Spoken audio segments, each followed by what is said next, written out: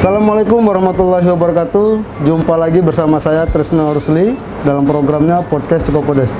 Podcast ini juga bisa kalian saksikan, dengarkan di Spotify dengan nama Cukup Pedes. Masih bersama Sultan Iskandar Mahmud Badarudin. Oke Sultan, sekarang kita sedang berada di Sultan Agung Komarudin Sri Truno. Ya. Mungkin bisa Sultan jelaskan. Ya, telah kita jelaskan kemarin di Istana Adat Sultan Darussalam di rumah. Sultan paling Darussalam yang ketiga adalah Sultan Agung Komarudin Sri Truno bin Sultan Susunan Abdurrahman Khalifatul Mukminin Sayyidul Imam. Di mana sejarah ini membentang lebar sejak wafatnya Pangeran Ratu Purboyo bin Sultan Muhammad Bansur Jayu Englago. Waris mahkota ini yang dizolimi diracun anaknya Sultan Muhammad Bansur Jayu Englago, Pangeran Ratu Purboyo Raden Abu Bakar, menjelang esoknya dia menjadi sultan. Jadi wafat dizolimi, diracun. Akhirnya Sultan Muhammad Bansur Jayu Englago kecewa dan dia berwasiat, sepeninggalku yang kuwasiatkan untuk mengganti diriku adalah adikku Raden Ucu, dan bergelar ialah Sultan Agung Komarudin Sri Truno. Kemudian setelah itu kisah ini sangatlah panjang. Dari istri lain daripada Sultan Muhammad Bansur Jayu Englago, Nyimas Senguk, pria Jambi, yang beranakan daripada Sultan Anom Alimuddin dan Sultan Mahmud Badurijaya Wikramo.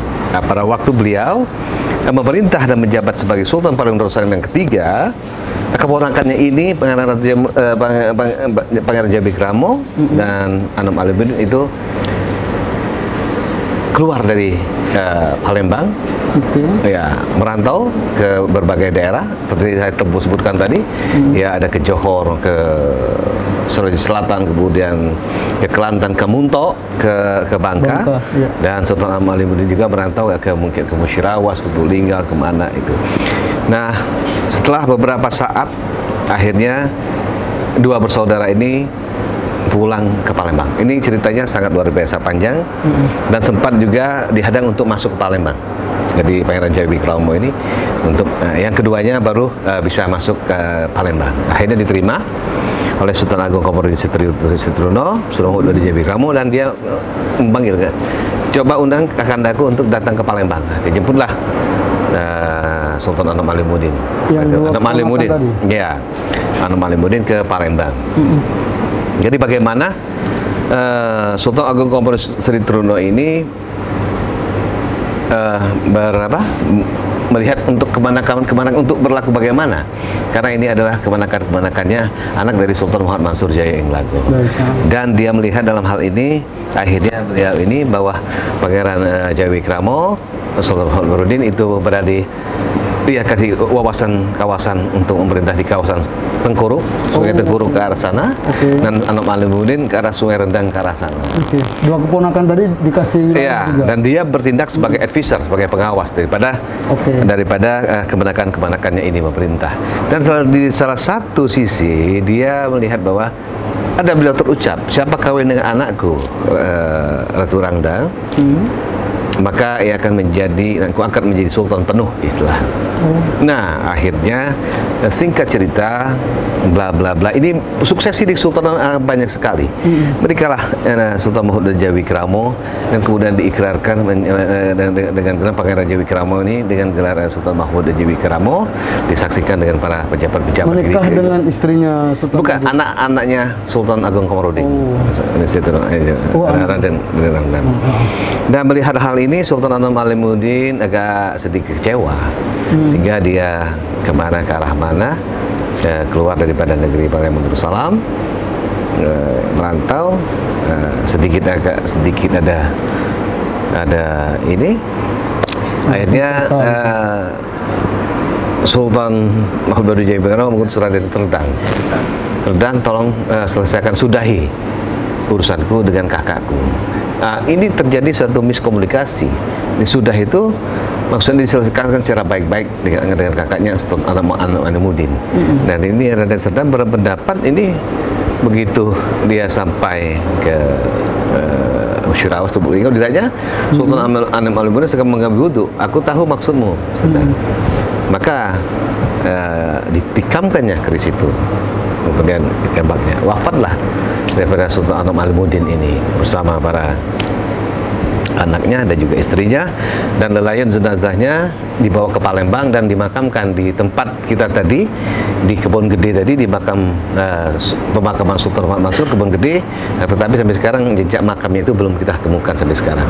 Nah, ini satu suksesi yang di dalam Kesultanan Padang Darussalam yang sangat luar biasa, tragis. Nah, terhadap demikian, kemudian Sultan Mahmud Baridjawi Wikrama, kenapa engkau bunuh kakakku Raden Sedang? Akhirnya Raden Sedang pun dihukum mati oleh Sultan Mahmud Baridjawi Wikrama. Nah, ini suatu perjalanan suksesi di mana yang paling banyak suksesi ini di zaman anak-anak Sultan Mahmud Mansur Jaing Lago.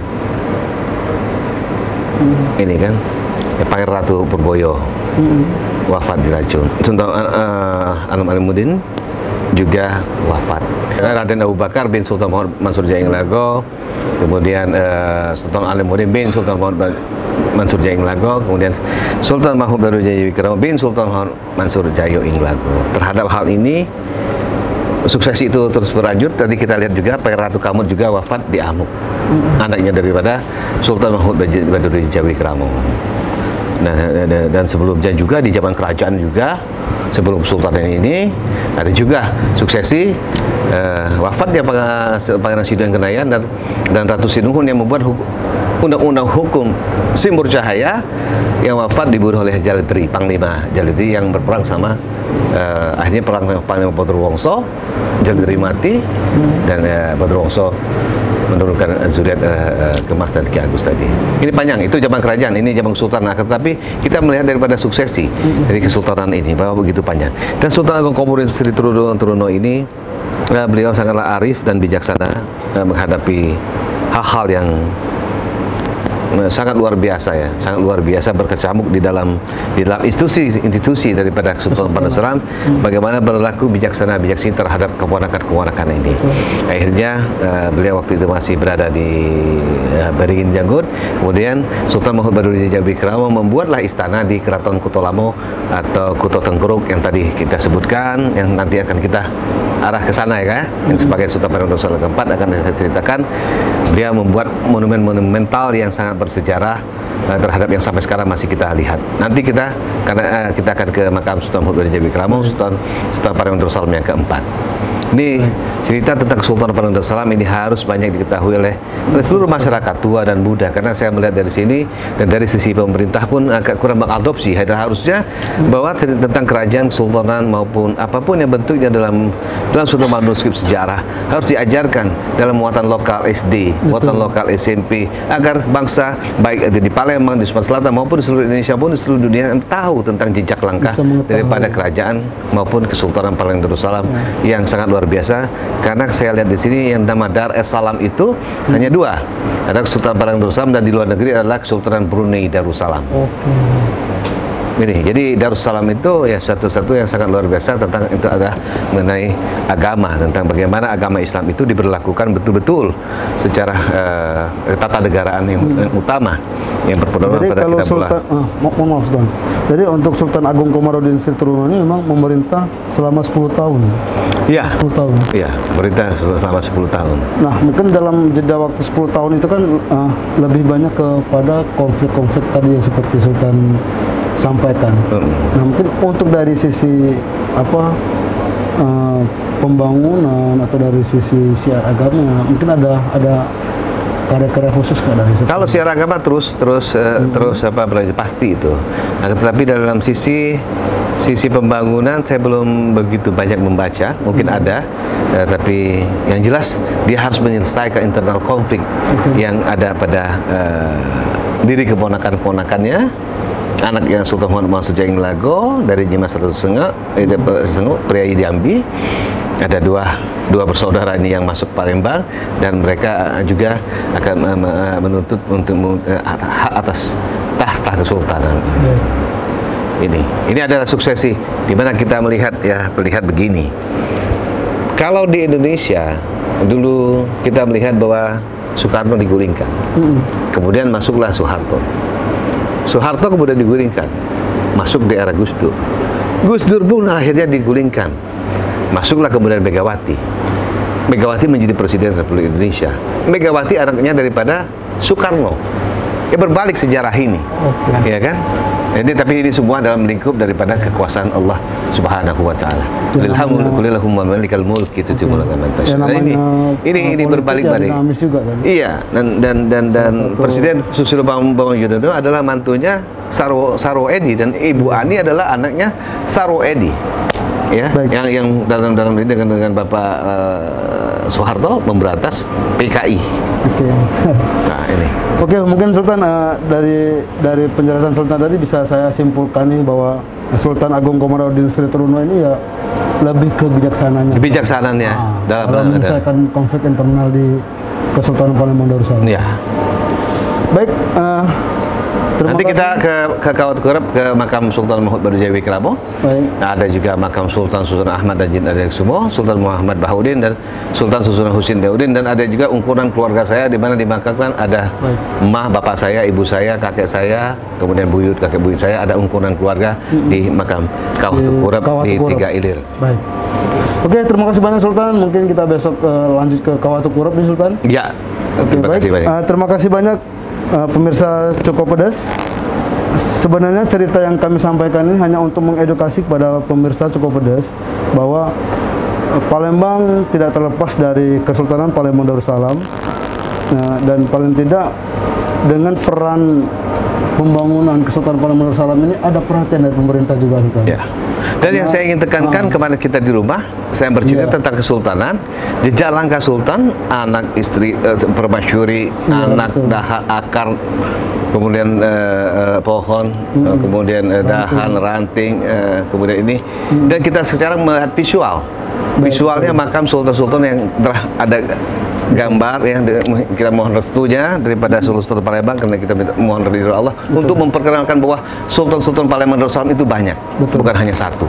Ya, berarti dengan ceritanya Sultan Iskandar Mangkubaudin bahwa kita mengunjungi satu-satu makam Kesultanan Palembang untuk membuktikan Sultan itu memang ada. Ya, dan yang kita belum ini adalah Sultan Mahmud Badruddin atau SB2 versi Belanda membuat, yang di Ternate makamnya, kemudian dengan anaknya Sultan Ahmad Najamuddin Pararatu.